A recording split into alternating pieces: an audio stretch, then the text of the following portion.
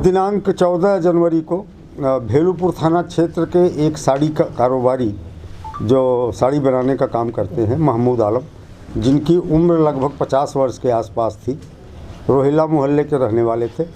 ये संदिग्ध परिस्थितियों में गायब हो गए। इनके बेटे को शाम को 6 बजे के आसपास फ़ोन आया।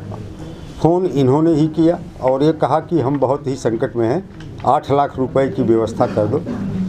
और बेटे द्वारा उपेक्षापूर्ण उत्तर दिए जाने के बाद फ़ोन बंद हो गया। फिर 2-3 कॉल और आई, लेकिन दोनों का संपर्क नहीं हुआ। शाम को 10 बजे के आसपास थाने को सूचना दी गई।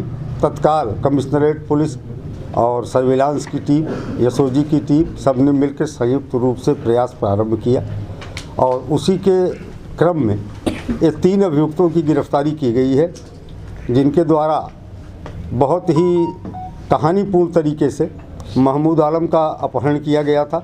कहानी कुछ इस प्रकार निकली इनकी गिरफ्तारी के बाद। ये पाया गया कि अनिरुद्ध पांडे और प्रवीण चौहान, ये जो 2 अभियुक्त हैं, दोनों को पैसों की आवश्यकता थी। इनमें से प्रवीण चौहान पहले जो है साइंस सिटी में काम करता था। कंपनी के भाग जाने के बाद वो साड़ी के काम में लगा और चौक थाना क्षेत्र में किसी साड़ी कारोबारी के यहाँ काम करता था। उसी के द्वारा एक टारगेट सेट किया गया महमूद आलम को। उन्हें एक ऐसे आदमी की तलाश थी जो महिलाओं के झांसे में आकर आसानी से जुड़ सके, फिर उसका अपहरण करके उससे पैसे की वसूली की जाए।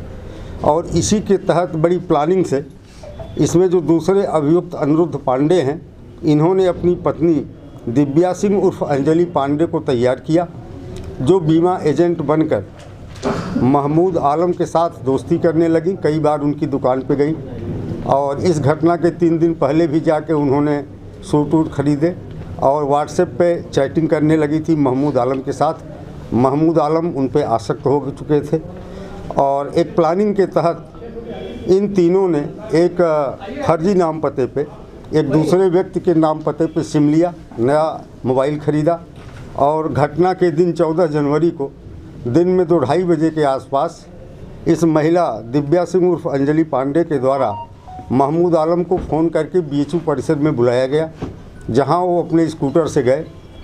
स्कूटी को विश्वनाथ मंदिर के बाहर खड़ी करके एक प्लान्ड वे में प्रवीण चौहान की एक SUV 500 सफ़ेद गाड़ी है, उसमें उस महिला के साथ बैठ गए। ड्राइविंग सीट पे प्रवीण चौहान था। पति अनिरुद्ध पांडे बाद में मिला। एक गाड़ी में उस महिला के साथ छेड़छाड़ सा करना प्रारंभ किए, क्योंकि इन्हें विश्वास था कि महिला इन पे आसक्त है। और इन तीनों ने इनको लेकर के शहर के बाहर जौनपुर रोड पर लगभग 25-30 किलोमीटर फूलपुर तक ये लोग गए और वहाँ से उन्होंने फ़ोन कराया था इनके बेटे को। और जब इन्हें लगा कि बेटा पैसा नहीं देगा, तो उन्होंने इनका जो ATM कार्ड था उसको ले करके, चूँकि 10,000 रुपये महिला पे खर्च करने के इरादे से दिन में पहले ही निकाल चुके थे 2-2:30 बजे के बीच में, तो 90,000 रुपये की लिमिट और बची थी। 90,000 रुपये उस रात को निकाला। इसके बाद इनको लेके थोड़ी देर घुमाते रहे और कोल्ड ड्रिंक में शराब पिलाया। फिर इनकी गला घोट करके हत्या कर दी महिला के दुपट्टे से, और एक इनके पास केबल था डाटा चार्जर का, उससे, और ले जा कर के इनके शव को चुनार पुल से नीचे गंगा जी में फेंक दिया।